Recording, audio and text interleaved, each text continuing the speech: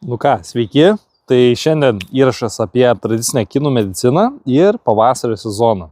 Taigi pavasario sezonas mūsų sveikatai yra labai reikšmingas metas, kai atgimsta ir gamta, tuo pačiu turi atgimti ir žmogaus kūnas.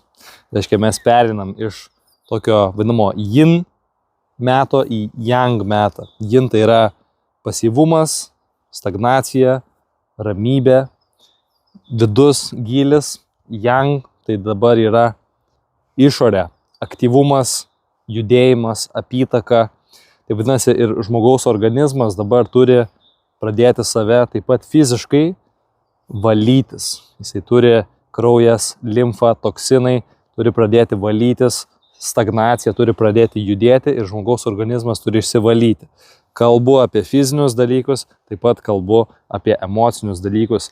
Mansi tas senas bagažas, kuris buvo sukauptas, jis turi būti išjudintas, paleistas, transformuotas kažkaip ir turime eiti į naujų sėklų dėjimo, augimo, plėtros etapą. Tai yra medžio stichija, tradiciniai kinų medicinoje tai būtent ir yra pavasario elementas. Tai šis elementas yra organų atveju atsakingas už kepenis ir tulžies pūslę. Tai čia kepenys yra yin organas, tai yra ir tekėjimas, reiškia kraujo ir skysčių ir apskritai vadinamos chi energijos apytaka. Taip pat tai yra detoksikacija, valymasis. Iš emocinės pusės kepenys yra atsakingos už, sakykime, nuoširdumą, už gebėjimą turėti viziją, matyti toliau ir apskritai judėti, kad vyktų apytaka. Iš yang organas yra tulžies pūslė, iš fizinės pusės tai yra organas, kuris yra susijęs su pačia tulžimi. Tai tulžis padeda suvirškinti taip pat riebalus, taip pat padeda palaikyti sveiką žarnyną, sveiką žarnyno mikrobiotą, jeigu tulžies nutekėjimas yra geras. Taip pat tada mes geriau įsisavinam riebaluose tirpius vitaminus. Tai A, D, E, K ir kitus. Iš emocinės pusės, jeigu tulžies pūslė dirba gerai, tada žmogus gali gerai priimti sprendimus. Dabar apskritai kepenys ir tulžies pūslė, šitas meridianas, kanalas energetinis pavadinkim, jisai turi, aišku, ir neigiamas emocijas. Tai jeigu jis yra išsibalansavęs, žmogus dažniausiai patiria dvi esminės psichoemocinės problemas. Tai yra frustracija ir tai yra pyktis. Frustracija, tai čia žodis yra kaip pasimetimas. Žmogus tiesiog išsiblaškęs, pasimetęs, nežino kaip veikti, ką daryti, kur eiti, kokius sprendimus priimti, ką jis čia daro ir taip toliau. Pyktis tai yra būsena, kai kažkas nervuoja, bet tai kyla iš vidaus. Išorinis žmogus gali elgtis taip pat, kaip jis visada elgėsi. Tiesiog kažkas jūsų viduje pasikeitė, kad tas trigerina, kad tas yra nebemalonu, kad jūs nebegalite pakęsti. Arba įvairiausių kitokių niuansų. Nes pyktis, jeigu jūs pilate į savo podelį pykti po truputį, kažkada tas podelis prisipildo. Ir tada jis sprogti gali. Taigi šitos emocinės būsenos, jos gali sukilti pavasario metu, jeigu kepenų tulžies pūslės meridianas nebuvo tinkamai prižiūrėtas ir apie tai nieko nėra daroma. Tai pavyzdžiui, savo šias emocijas, frustraciją, pasimetimą, jūs turėtumėte arba galėtumėte pakeisti į kažkokį tais išsigryninimą, paleidimą, aiškumą. Ir tam yra tam tikri klausimai, galbūt jūs galite paklausti savęs, reiškia, koks mano kelias, kas man sekasi, kuo aš galiu prisidėti, kuo aš galiu pasitarnauti, kas yra neaišku, kaip aš galiu tai išsiaiškinti. Ir nebijoti pabandyti ir surizikuoti. Pyktis tai yra tada tuomet, kaip aš apdoroju šitą emociją, kaip aš kasdien paimu pyktį ir ką aš su tuo darau.